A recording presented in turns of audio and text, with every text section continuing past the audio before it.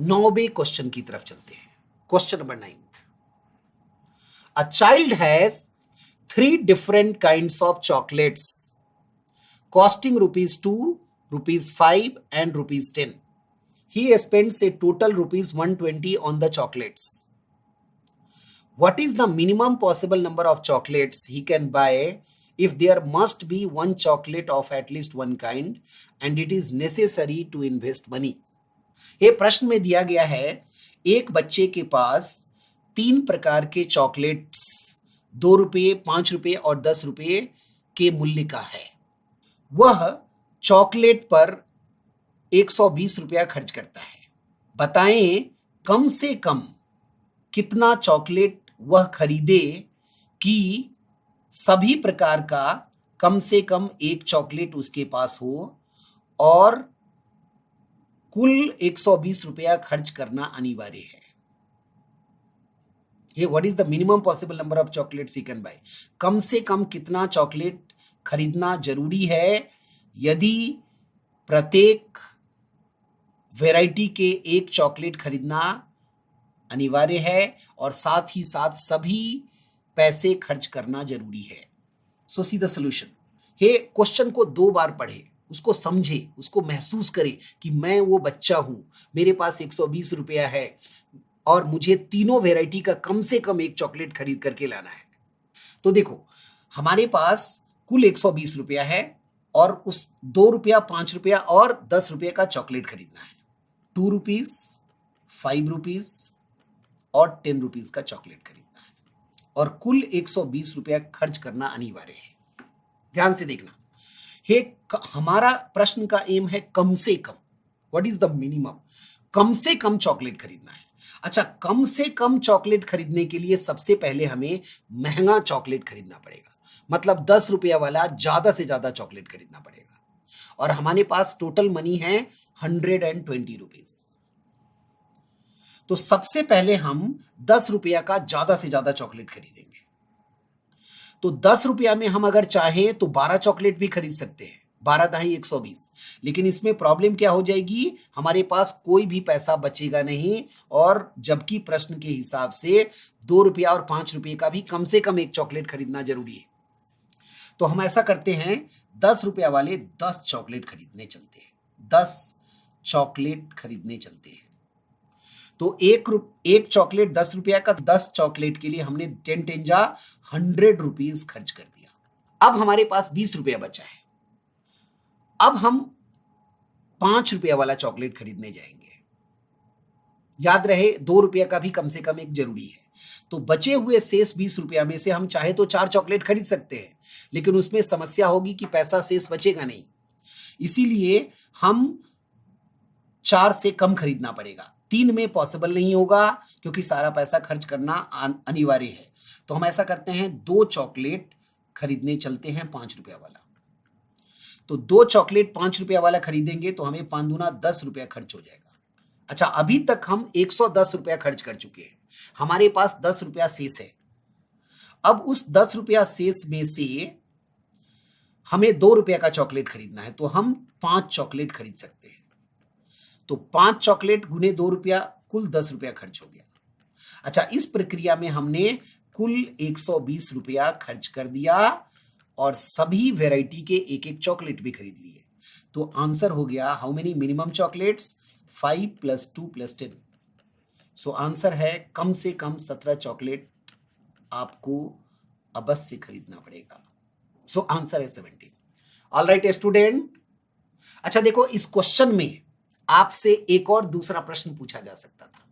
ये अगर minimum, question का सारा कंडीशन अगर सेम हो और मिनिमम के बदले अगर आपसे मैक्सिमम पूछा जाए कि अधिक से अधिक कितने चॉकलेट खरीद सकता है, तो इस प्रश्न का उत्तर क्या होगा?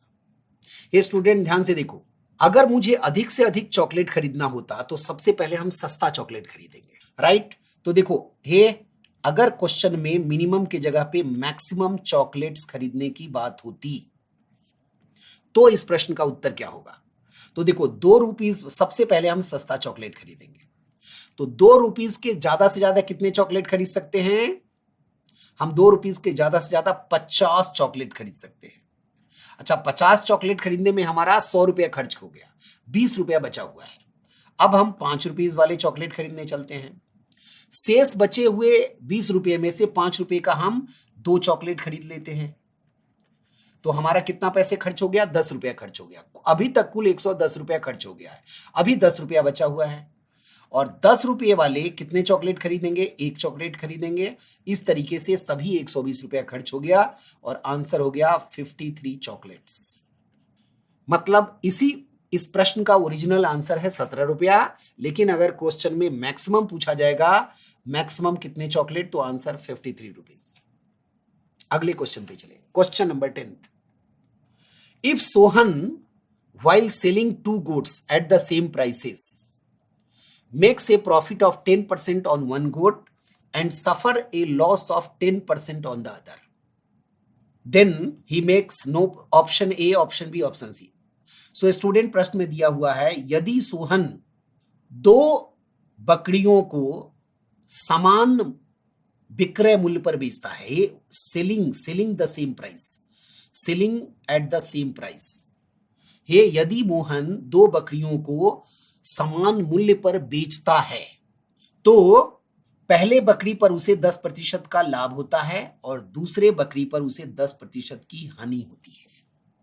तो हमें बताना है कि दिए गए 4 विकल्प में से क्या होगा। पहला विकल्प है ना तो लाभ होगा उसे और ना ही उसे हानि होगी। दूसरा विकल्प है सोहन को 1% का लाभ होगा। तीसरा विकल्प है सोहन को 1% की हानि होगी। चौथा विकल्प है सोहन को 2% की हानि होगी। इस 4 में से क्या संभव है? तो स्टूडेंट इस क्वेश्चन को हम अगर चाहे तो सक्सेसिव परसेंटेज की भी मदद से कर सकते हैं और चाहे तो हम लाभ हानि के कॉन्सेप्ट से भी कर सकते हैं। आइए इस क्वेश्चन को आसानी से हम प्रतिशत की मदद से हल करने जा रहे हैं। कई सारे बच्चे जब इस प्रश्न को देखते हैं तो उसके दिमाग में आता है इसका आंसर ए है, नो प्रॉफिट नो लॉस, जो गलत है। याद रहे, अगर आपके दिमाग में ऑप्शन ए आ रहा है 100% गलत। कारण ये जो सेम प्राइस है ना, ये सेलिंग प्राइस सेम दिया हुआ है, इसलिए आपका उत्तर गलत है। अगर प्रश्न में सेम कॉस्ट प्राइस होता, अगर दोनों बकरियों का कॉस्ट प्राइस सेम होता, तब 100% answer no profit no loss होता, क्योंकि 10% प्रॉफिट या 10% लॉस केवल और केवल हम कॉस्ट प्राइस पे निकालते हैं। तो याद रहे इस क्वेश्चन का ऑप्शन ए गलत है, क्योंकि सेलिंग प्राइस सेम दिया हुआ है। तो अब इस क्वेश्चन को हम सॉल्व करते हैं, राइट। तो सबसे पहले हम इस क्वेश्चन को सॉल्व करने चलते हैं प्रॉफिट एंड लॉस के ओरिजिनल बेसिक फॉर्मूला की मदद से। फिर इसको हम सेम क्वेश्चन को बेसिक्स ऑफ परसेंटेज से भी सॉल्व करके बताएंगे, राइट। तो हम प्रॉफिट एंड लॉस की मदद से सॉल्व करते हैं। देखो 2 गाय है, फर्स्ट एंड सेकेंड। पहले गाय का सेलिंग प्राइस समान है, माना selling price is equal to X rupees. ये सेलिंग प्राइस हम चाहे तो 100 भी मान सकते हैं, 100 रुपया, और दूसरे गाय का भी सेलिंग प्राइस 100 रुपया, ये क्वेश्चन में दिया हुआ है। अब पहले बकरी पे हमें प्रॉफिट हो रही है 10% की और दूसरे बकरी को बेचने पर 10% का लॉस हो रहा है, राइट। अब हम कॉस्ट प्राइस दोनों बकरियों का अलग अलग निकाल लेंगे। तो 10% प्रॉफिट का मतलब हुआ है हम बेच रहे हैं 110% पे, तो selling price is equal to 110% of CP.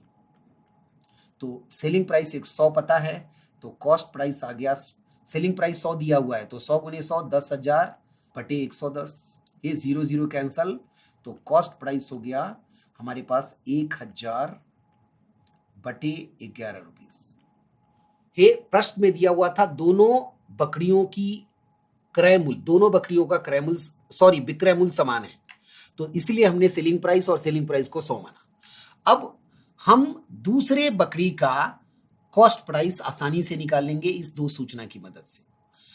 दूसरे बकरी पर 10% की हानि हो रही है, तो सेलिंग प्राइस यहां हो जाएगा 90% of cost price. Selling price 100 है, सो 90 अपॉन 100 इंटू सीपी। तो कॉस्ट प्राइस आ गया हमारा 0 cancel, so 1000 divided by 9 rupees. अब हमें दोनों बकरियों का सेलिंग प्राइस भी पता है, कॉस्ट बाई प्राइस भी पता है, तो आंसर आसानी से आ जाएगा। राइट स्टूडेंट, तो देखो टोटल सेलिंग प्राइस हो गया 200 rupees and total cost price is equal to 1000 divided by 11 plus 1000 divided by 9। So 11 9 जा 99, 9000 प्लस 11000 हो गया 20000 बाई 99 रुपीज। अब हम अगर ध्यान से देखें तो सेलिंग प्राइस है 200 और जो कॉस्ट प्राइस है ये 200 से छोटा आ रहा है। इसका मतलब है cost price is less than selling price, अर्थात लॉस हो रही है। तो लॉस कितने की हो रही है? CP minus SP, 2000 divided by 99 minus of 200, इसको सॉल्व कर लेते हैं 99। सो 2000 माइनस ये हमारा है राइट ना, ये 9000 प्लस 11000 ये 20000 था। सो 20000 माइनस ये एलसीएम लेकर के इसको सॉल्व करते हैं ध्यान से, जीरो पुट केयरफुली। सो 99 एलसीएम, 20000 माइनस 99 2 जा 198, सो 19800। तो 20000 माइनस 19800 हो गया 200 बटे 99। ये 20000 माइनस 19800, इतने रुपए का लॉस हो रहा है। तो लॉस परसेंट होता है लॉस अपॉन सीपी। सीपी है हमारे पास 20000 बटे 99 into 100। Hey be careful student. So 90 cancel, 00 cancel, so 2 by right 00 cancel. So okay, so आप इसको हमें 90 कैंसल, सो आ गया 20000 divided by 20000। Hey so answer हो गई loss is equal to 1%। Hey student घबराए नहीं, हे कभी कभी क्वेश्चन में कैलकुलेशन बहुत ज्यादा भी होता है, तो डरना नहीं है, चीजों को समझना है कि कैसे धीरे धीरे बेसिक्स ऑफ परसेंटेज और लाभ हानि की मदद से हम चीजों को फिनिश कर रहे हैं। अच्छा सी स्टूडेंट, इसी क्वेश्चन को बड़े आसानी से हम बेसिक्स ऑफ परसेंटेज से भी हल कर सकते हैं। देखो आंसर तो आ गया है, option C, he suffer a loss of 1%। Same question को हम दूसरे तरीके से केवल एक ही लाइन में कुछ सेकंडों में हिट करेंगे। देखो कैसे, हे माना दोनों बकरियों का कंबाइंड प्राइस 100 रुपया है। ये अब हम सक्सेसिव परसेंटेज चेंज यूज करेंगे। तो देखो न्यू प्राइस क्या हो जाएगा, तो न्यू प्राइस हो जाएगा, हम 100 से स्टार्ट करेंगे। ये पहले बकरी को जब हमने बेचा तो 10% का प्रॉफिट हो रहा था, इसका मतलब 110%, 110/100। अच्छा, दूसरे बकरी को जब हमने बेचा तो 10% का लॉस हो रहा है, इसका मतलब हमने 90% में बेच दिया। राइट, तो देखो न्यू प्राइस 100 कैंसल, 00 कैंसल, 11 9 जा 99 रुपीज, ये है हमारा न्यू प्राइस। अब कंपेयर करो, ओरिजिनल कंबाइंड प्राइस 100 रुपया और नया प्राइस 99 रुपया, तो 100 रुपये का सामान हम केवल 99 रुपया में बेच रहे हैं, इसका मतलब सीधा सीधा लॉस हो रहा है 1%। इसीलिए आंसर है इसका विकल्प C. Question number 11, a man purchases 2 clocks A and B at a total cost of ₹650। He sells A with 20% profit and B at a loss of 25% and get the same selling price for both the clocks. What are the purchasing prices of A and B respectively? ये प्रश्न में दिया गया है, एक व्यक्ति दो घड़ी A और B 650 रुपया में खरीदता है। वह घड़ी A 20% लाभ पर बेचता है और घड़ी B 25% हानि पर बेचता है, और उसे दोनों घड़ी पर समान विक्रय मूल्य प्राप्त होता है। तो बताएं घड़ी A और B का क्रय मूल्य कितना था। इस प्रश्न में सेम सेलिंग प्राइस, बेचने के बाद घड़ी A का विक्रय मूल्य और घड़ी B का विक्रय मूल्य समान आ रहा है, तो ये हमें इस क्वेश्चन में दिया हुआ है। तो सी the solution of this question student. अब हम इस प्रश्न को हम सॉल्व करने जा रहे हैं। इस प्रश्न में दिया है दोनों वस्तुओं को बेचने पर समान विक्रय मूल्य प्राप्त होता है, राइट। और दोनों घड़ी का कुल क्रय मूल्य 650 है। तो लिखो hey see here, let cost price of clock A is equal to x rupees, right. तो अगर मैं पहले का x रुपीज मान लिया तो दूसरे घड़ी का कॉस्ट प्राइस क्या हो जाएगा? तो cost price of clock B हो जाएगा 650 minus x rupees. All right. अब पहले घड़ी को 20% प्रॉफिट पे बेचा जा रहा है, तो पहले घड़ी पे हमें प्रॉफिट दिया हुआ है 20%। अच्छा, दूसरे घड़ी को 25% हानि पर बेचा जा रहा है, तो दूसरे घड़ी पे हमारे पास लॉस है 25%। ये दोनों घड़ी को हम अलग अलग सॉल्व कर रहे हैं, ए और बी। अब हमें कॉस्ट प्राइस पता है और प्रॉफिट पता है, तो हम आसानी से सेलिंग प्राइस निकाल लेंगे। तो पहले घड़ी का सेलिंग प्राइस हो जाएगा 20% प्रॉफिट का मतलब है 120% में हम बेचेंगे, तो 120% ऑफ सीपी। तो सेलिंग प्राइस हो गया 120/100 गुने एक्स। सो सेलिंग प्राइस हो गई 0 कैंसल 1.2x। चाहे तो हम फ्रैक्शन में भी रख सकते हैं। तो पहले घड़ी का हमारा सेलिंग प्राइस आ गया फाइनली 0 कैंसल 12/10 का मतलब 6x/5 रुपीज। ये घड़ी ए का विक्रय मूल्य आ गया। अब हम घड़ी बी को देखते हैं। घड़ी बी का कॉस्ट प्राइस पता है, लॉस 25% हो रहा है। 25% लॉस का मतलब हम बेचेंगे 75% में, तो सेलिंग प्राइस हो गई 75% ऑफ कॉस्ट प्राइस। तो सेलिंग प्राइस हो गया 75/100, कॉस्ट प्राइस है हमारे पास 650 माइनस एक्स। इसको सॉल्व कर लीजिए, 25 3 जा 25 4 जा 650 माइनस एक्स। सेलिंग प्राइस घड़ी बी का आ रहा है 3/4 इंटू 650 माइनस एक्स। अच्छा, अब इसको सॉल्व कर लेते हैं। सो 3 इंटू 650 हो गया 1950 minus of 3x divided by 4। अब क्वेश्चन में दिया हुआ है दोनों घड़ी का सेलिंग प्राइस विक्रय मूल्य समान आता है। ये दोनों हमें प्रश्न में इक्वल दिया हुआ है, राइट। तो क्वेश्चन में दिया हुआ है selling price of clock A is equal to selling price of clock B, right. तो अब हम इस दोनों को इक्वेट कर देते हैं। 6x/5 is equal to 1950 minus of 3x divided by 4। अब इसे क्रॉस मल्टीप्लाई करें और x का मान निकालें। 6x 24x, 5 से मल्टीप्लाई करो, 5 इंटू 0 इज 0, 5 5 जा 25, 2 5 9 जा 45, 2 47, 4 5 प्लस 4 9, 9750 माइनस 5 3 जा 15x। अब दोनों x को एक साथ ले जाएं तो माइनस 15x लेफ्ट में आ जाएगा, 24 plus 15 so 39x, 24 plus 15 39x is equal to 9750। तो x का मान आ गया 9750 डिवाइडेड बाई 39। अब ये दोनों नंबर 13 से डिविजिबल दिख रहा है, तो 13 3 जा 39, 13 7 जा 91, 6 का मतलब 65 बचा, 13 5 जा 65 0। ये तो x का मान आ गया 3 2 जा 6, 2 3 2 जा 6, 1 मीन्स 15, सो 3 5 जा 15, 250 रुपीज। सो स्टूडेंट जैसे ही x का मान आ गया आंसर आ गया। ये इसका मतलब घड़ी हमें अब प्रश्न में पूछा है परचेजिंग प्राइस मतलब कॉस्ट प्राइस, तो cost price of clock A हो गया 250 रुपीज और cost price of clock B हो गया 650 माइनस एक्स अर्थात 400 रुपीज। ये सो यही इस क्वेश्चन का आंसर है 250 एंड 400 अर्थात ऑप्शन बी। क्वेश्चन नंबर 12 पे चलते हैं। हे 12th क्वेश्चन में हम एक पहेली डिस्कस करेंगे लाभ और हानि से संबंधित। वेरी इंटरेस्टिंग, बस ध्यान से इसे पढ़े और समझे। A tourist boys goods worth ₹800 from a shop.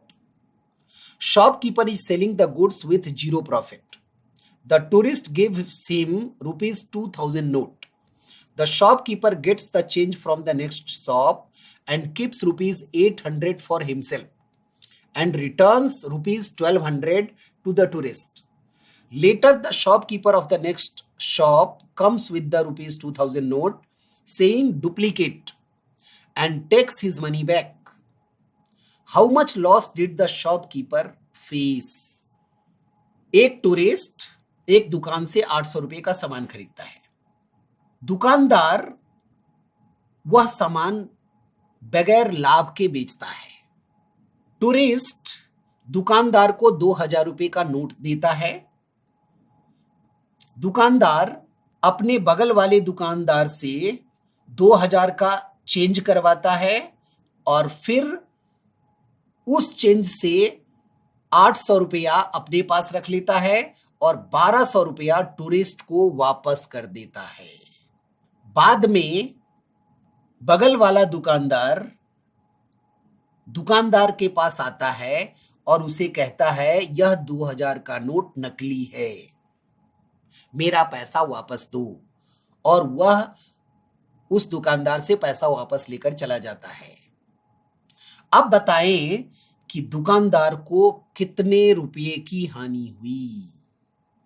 Hey student, read carefully, question very simple, but ज्यादातर बच्चे इस क्वेश्चन में गलती कर देते हैं। राइट, सो देखो इसका उत्तर।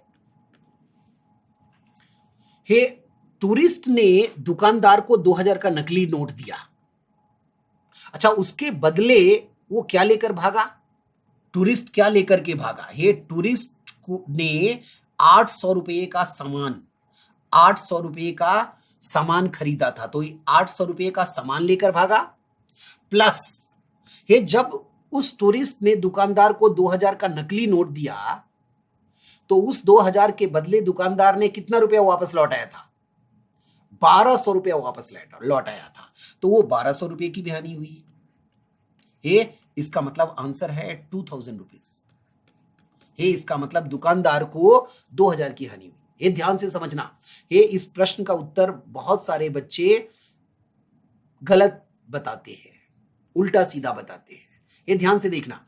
हमें दुकानदार को हानि क्या हुआ? जो सामान हमने उसको दिया टूरिस्ट को, तो 800 रुपए का सामान दिया, प्लस दुकानदार ने 2000 नकली नोट के बदले कितना रुपया वापस किया? 1200 रुपया असली नोट वापस किया, असली पैसा वापस किया। तो वास्तव में 800 प्लस 1200 केवल 2000 रुपए की हानि हुई है। जिस दुकानदार से हमने पैसा लिया था उसको तो हमने वापस लौटा दिया, तो वो सब यहां मैटर नहीं करता। केवल टूरिस्ट 1200 रुपया चेंज और 800 रुपए का सामान लेकर भागा, इसलिए दुकानदार को 2000 रुपए की हानि हो रही है। सो आंसर है सी 2000। Question number 13। A trader fixed the price of an article in such a way that by giving a rebate of 10% on the price, he made a profit of 15%. If the cost of the article is rupees 72, find the price, fixed price. Hey, student, question में दिया है एक व्यापारी अंकित मूल्य इस तरीके से अंकित करता है कि ग्राहक को 10% छूट देने के बाद भी उसे 15% का लाभ होता है। यदि वस्तु का क्रय मूल्य 72 रुपया है तो अंकित मूल्य बताएं। हाँ स्टूडेंट, देखो, हे, इस क्वेश्चन में दो बातें हैं। प्रॉफिट 15% की हो रही है और हम सबको पता है कि प्रॉफिट हमेशा कॉस्ट प्राइस पे निकाला जाता है, और रिबेट अर्थात डिस्काउंट 10% की दी जा रही है और डिस्काउंट हमेशा अंकित मूल्य पर निकाला जाता है। राइट, और हमें वही फिक्स्ड प्राइस का मतलब अंकित मूल्य पूछा है।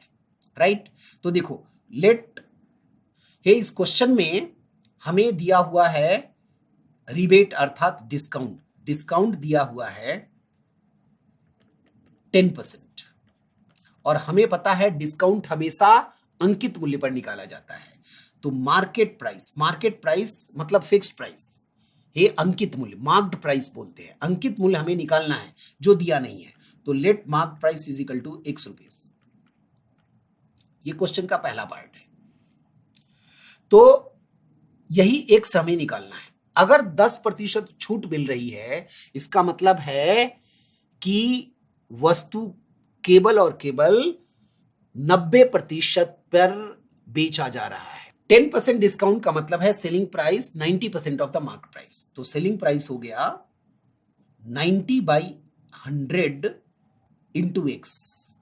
है that is selling price is equal to 9x by 10 rupees. अब क्वेश्चन में हमारे पास प्रॉफिट भी दिया हुआ है, प्रॉफिट है 15% की, और प्रॉफिट हमेशा कॉस्ट प्राइस पे निकाला जाता है, और क्वेश्चन में cost price of the article दिया हुआ है 72 रुपीज। इस दोनों सूचना की मदद से हम सेलिंग प्राइस निकाल लेंगे।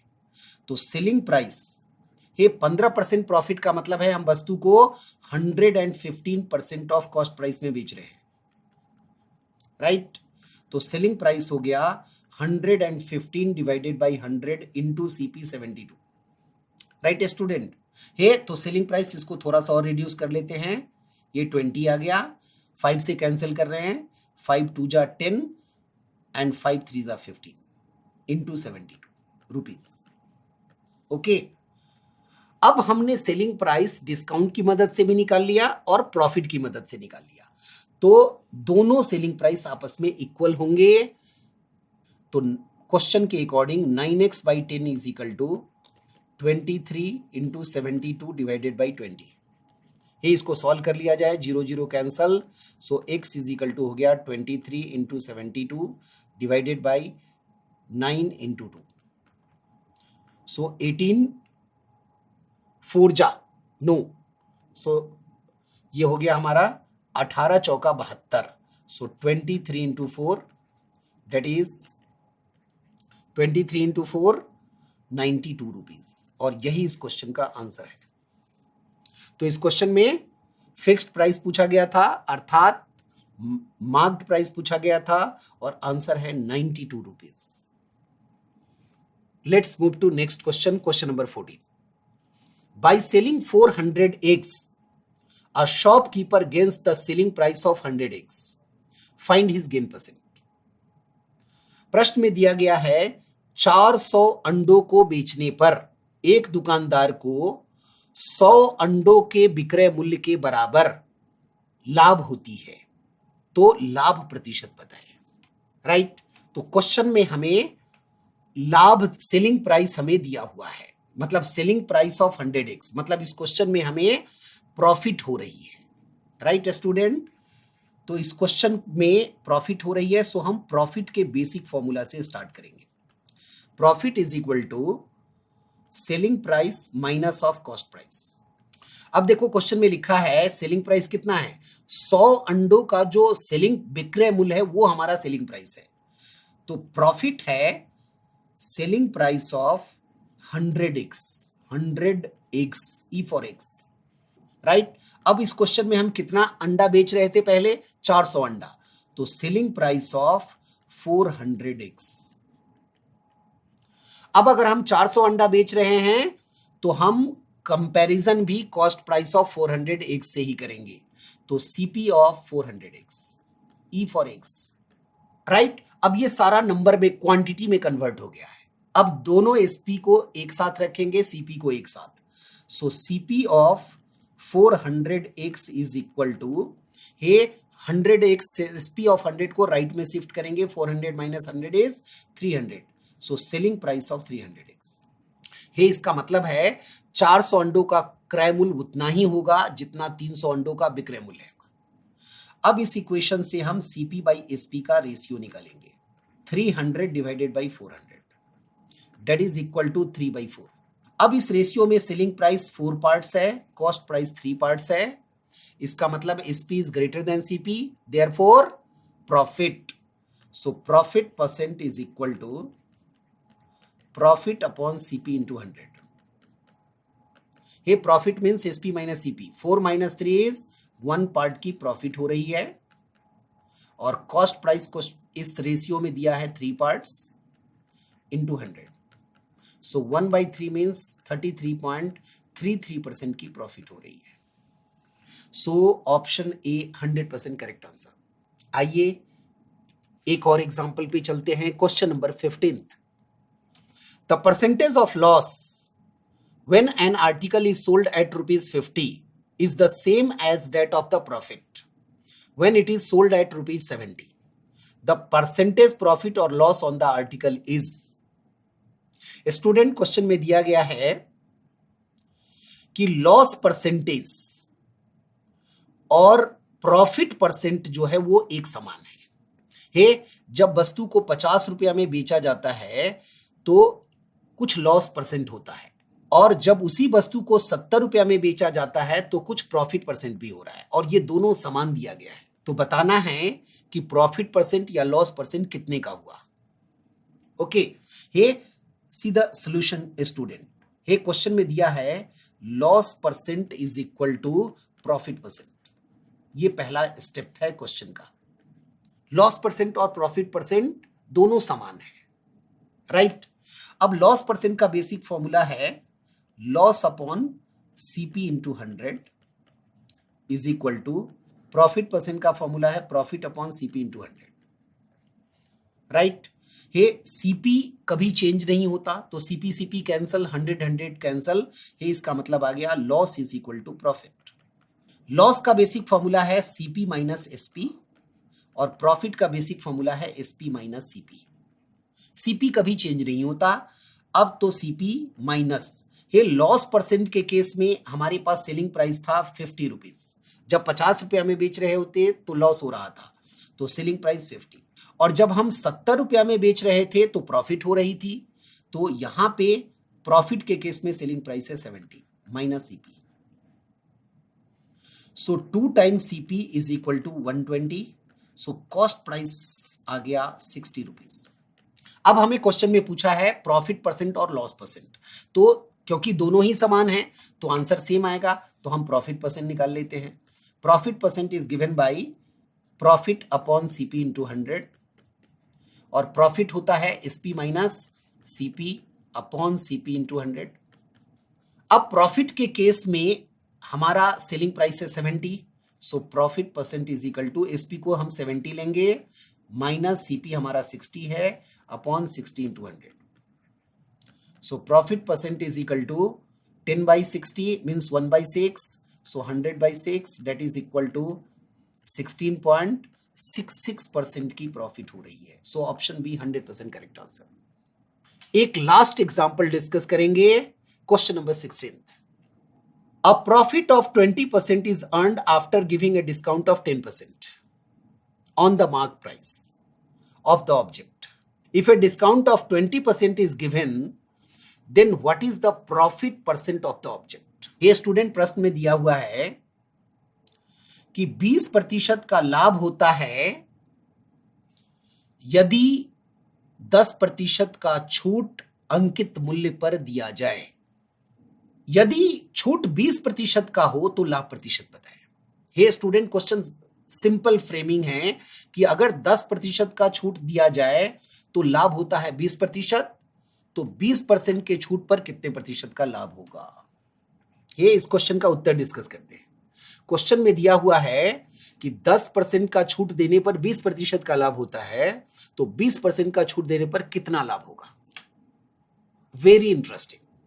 ये छूट हमेशा मार्क प्राइस पे दिया जाता है, तो हम एज्यूम कर रहे हैं लेट मार्क प्राइस अंकित मूल्य इज इक्वल टू 100 रुपीज, और डिस्काउंट कितने का है 10%। तो mark price 100 rupees, discount 10% discount का मतलब है हम वस्तु को 90% में सेल करेंगे, तो सेलिंग प्राइस हो जाएगी 90% ऑफ मार्क प्राइस। इस इक्वेशन को सॉल्व कर लिया जाए, so selling price is equal to 90/100 into 100, right. तो सेलिंग प्राइस आ गई 90 रुपीज। ओके स्टूडेंट, अब देखो, अब क्वेश्चन में हमारे पास सेलिंग प्राइस है 90 रुपीज, और क्वेश्चन में अब कह रहा है कि हमें प्रॉफिट कितने परसेंट का चाहिए, तो हमने सेलिंग प्राइस 90 रुपीज कैलकुलेट किया, और क्वेश्चन में प्रॉफिट है हमारे पास 20%, तो इस दो डेटा की मदद से हम cost price of the object निकालेंगे। 20% प्रॉफिट का मतलब है selling price must be 120% of cost price, तो 90 is equal to 120/100 into CP. इस इक्वेशन को सॉल्व कर लेते हैं, तो सीपी आ गया हमारा 900/12 rupees. That is equal to 12 7 84, 60 का मतलब है 12 5, कॉस्ट प्राइस फाइनली 75 रुपीज आ गया। अब क्वेश्चन के लास्ट लाइन में हमें पूछा गया है कि अगर डिस्काउंट 20% का दिया जाए तो प्रॉफिट परसेंट कितना होगा। ये see here, cost price 75 rupees आ गया है और discount 20% on mark price, so 20% off 100, तो न्यू सेलिंग प्राइस हो जाएगी 20% ऑफ 100, 20% डिस्काउंट मिल रहा है, इसका मतलब 100 रुपया का सामान अब हम केवल 80 रुपया में बेचेंगे। तो ये दो लास्ट डेटा है जिसकी मदद से प्रॉफिट परसेंट आ जाएगी। ये सेलिंग प्राइस 80 कैसे आया, क्योंकि यदि डिस्काउंट 20% हो, ये 20% डिस्काउंट का मतलब है new selling price is 85 rupees, cost price जो पहले था वो आज भी है, तो प्रॉफिट परसेंट हो गया profit upon CP into 100। SP और सीपी का डिफरेंस 5 रुपीज, सीपी हमारे पास 75 है into 100, so finally profit percent आ गया ये 25 3 जा 25 4 जा, so 20 divided by 3, 20 divided by 3 का मतलब है 6.66%। सो आंसर है option C. So question number 16 का 100% correct answer option C 6.66%। All right student, hey अभी हम लोगों ने प्रॉफिट लॉस और डिस्काउंट पे चर्चा किया, तो पहले आप बेसिक को रिवाइज करें, उसको समझे और बेसिक्स ऑफ परसेंटेज और basics of profit and loss की मदद से धीरे धीरे अच्छे क्वेश्चन की भी प्रैक्टिस करें। All the best and thank you.